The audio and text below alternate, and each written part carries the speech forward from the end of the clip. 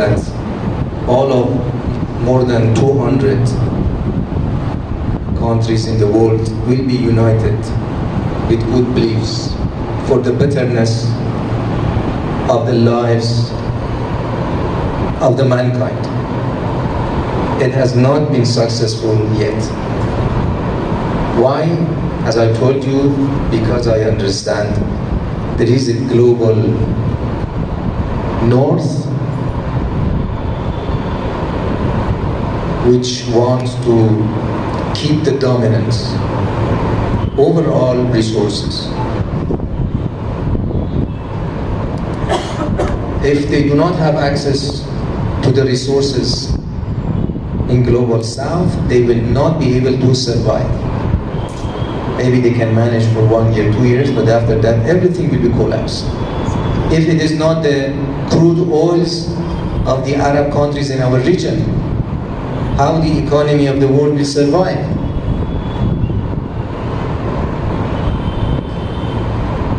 So the best option is that all nations will be united for good reason. Unfortunately, impossible. Then we come to the global south. So some friends mentioned that unity among Muslims. So we as a Muslim country have been working for that hardly. We have so many institutions for that, inviting many scholars to Iran each year for this purpose. We have a very big organization for that, to support the unity among Muslims. But from one side we have the nations and we have the governments. The architecture of the region, the foreign policy of the region, the geopolitical architecture have been designed by Western, mainly by the United States. Whomever is in power, whether in our region or beyond, has been endorsed or approved in the circles in West. There are so many videos you can find out on YouTube and elsewhere, which they disclosed it. I mean, the circles disclosed it that it's us who will decide who is the president in France, who is the prime minister in the United Kingdom. You look at the United States. From one side, you have the Trump. From other side, you have Biden, right? One is a crazy, everybody afraid of, Trump, I mean, right? The other is an old man who is speaking to the jinns.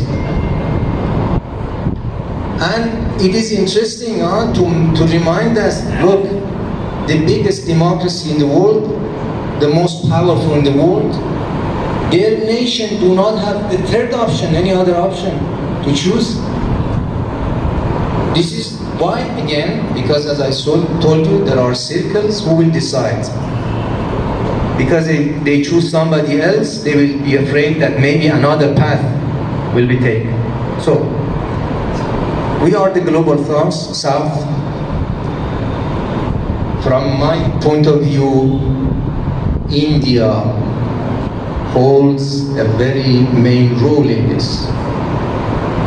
And really, we hope, we pray, and we expect that Indian government will make good policies, good decisions for the betterness of the people of South, which they have made, of course, but they will be, we are expecting better and more. So that we can abolish the oppression against our people.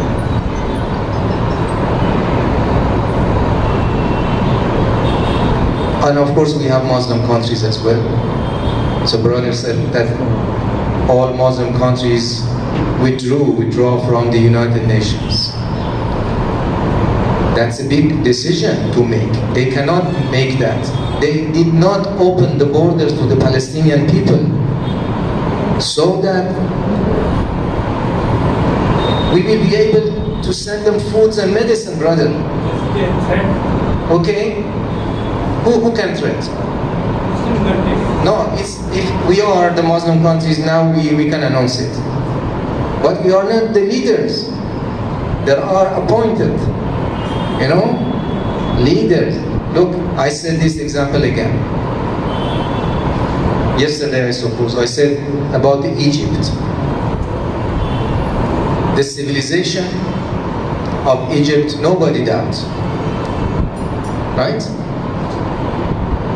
Most of the stories in Quran happened in Egypt, right? Then we have this Al-Azhar University, right? The biggest Ahl-Sunnah University, Al-Azhar, very famous. And I told brothers that, look, anybody in the world who is reciting Quran, they have learned it from Misri or Egyptian Qaris. They are number one. They have been number one, and to be honest now, Iranian Qaris are number one. But we learn from them. Okay? No shame to say that. They're brothers. They are Arabs. They have had this agreement with Israel.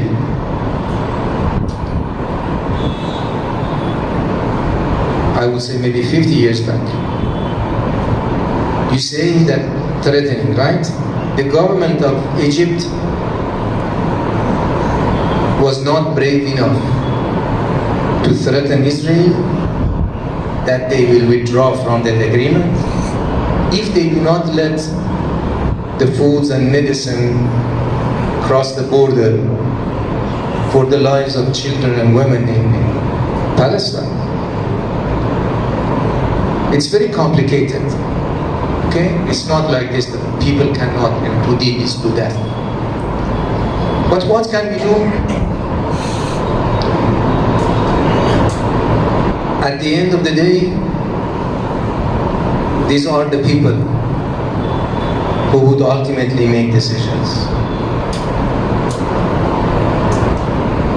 In democracies, in the region, so the people go to the ballot, vote boxes, right? They will choose their leaders. And in some dictatorship countries like Arabs, we witnessed they call it the Arab Spring, right? Which happened in some countries. I think I run out of time, right, brother? I shall finish my speeches, and I'm thankful to all of you for listening.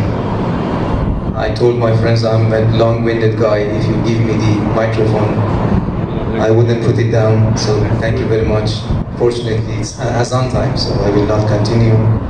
But I just wanted to say that it is very difficult to make a role as Iranian did. They would not let you work, but we are happy these days that at least the nations of the world came to realize that we are not promoting the terrorism. They said that you Iranians are terrorists. See? Now we hear from universities in the West, in US, that the students supporting the Palestinians, which it doesn't matter they are Muslim or non-Muslim. I would say if even they were Jews, even if they were Israelis, okay, the Muslims will not be happy to witness them be murdered in brutality. So, may Allah keep you and your families safe and sound. Inshallah, we will be witnessing the prosperity of the Indian people, Muslims around the world, and the people living in global south. We will be hopeful, and we will do our best to make future a better place for the people of the world. Thank you so much.